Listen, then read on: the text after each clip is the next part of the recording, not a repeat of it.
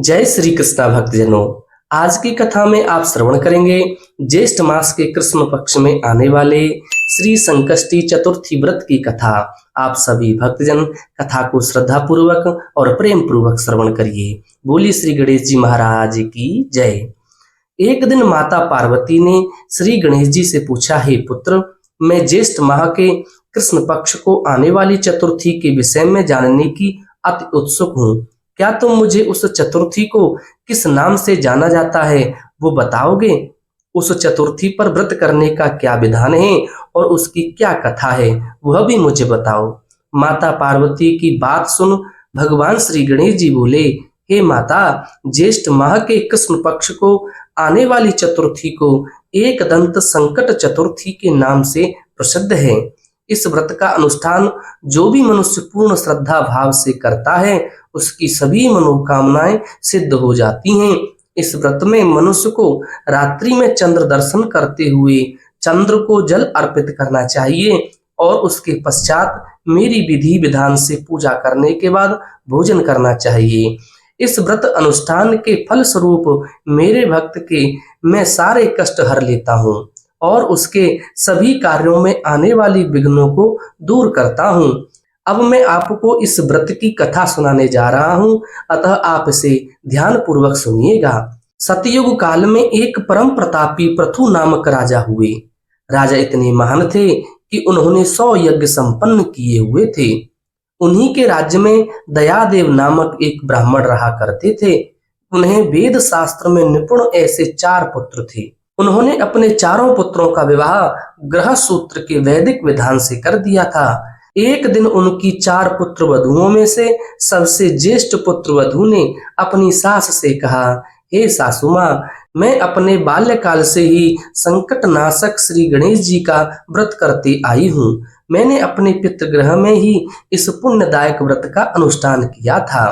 अतः हे कल्याणी, आप मुझे इस शुभ फलदायक व्रत का अनुष्ठान करने की अनुमति प्रदान करें। अपनी पुत्र वधु की बात सुनकर उसके ससुर जी कहने लगे, हे बहू, तुम सभी बहुओं में श्रेष्ठ और ज्येष्ठ हो। तुम्हें यहाँ किसी प्रकार का कष्ट नहीं है और ना ही तुम भिक्षुणी हो। अतः तुम ऐसी स्थिति में किस कारण से व्रत अनुष्ठान करना चाहती हो? हे सौभाग्यवती, यह समय तुम्हारे उपयोग का है। यह गणेश जी कौन है?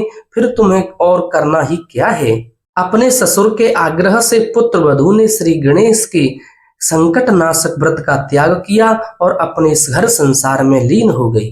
कुछ समय पश्चात ज्येष्ठ वधु गर्भिणी हुई और 10 माह के बाद उसे एक पुत्र रत्न की प्राप्ति हुई। उसकी सास उसे बारंबार व्रत करने से रोकती रही और उसके व्रत अनुष्ठान में बाधा उत्पन्न करने लगी। व्रत भंग होने के फलस्वरूप भगवान गणेश जी उस पर कुपित हुए और पुत्र के विवाह मंगल के दिन वर वधु के सुमंगली के समय उसके पुत्र का अपहरण कर लिया।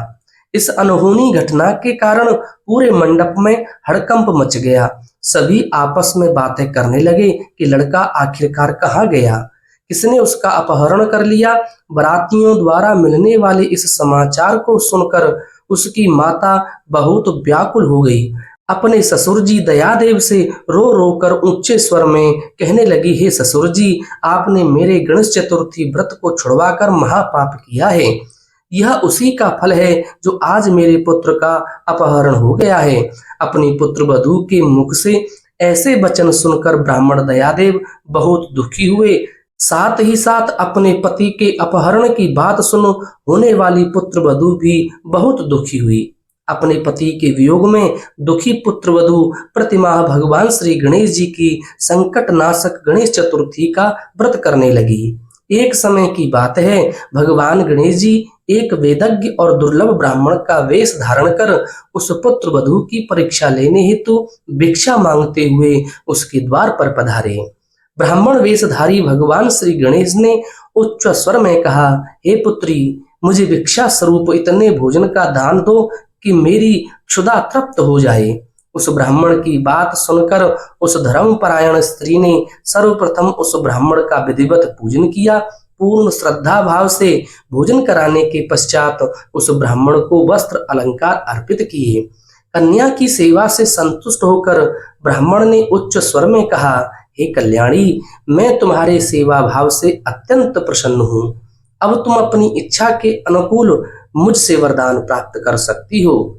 मैं ब्राह्मण वेशधारी गणेश हूँ और तुम्हारी परीक्षा लेने हेतु यहाँ आया हूँ।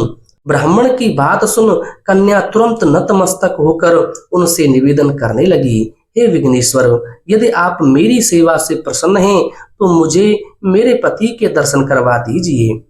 कन्या की याचना सुनकर गणेश जी ने कहा, हे मधुरभाषिणी, जैसा तुम चाहती हो वही होगा।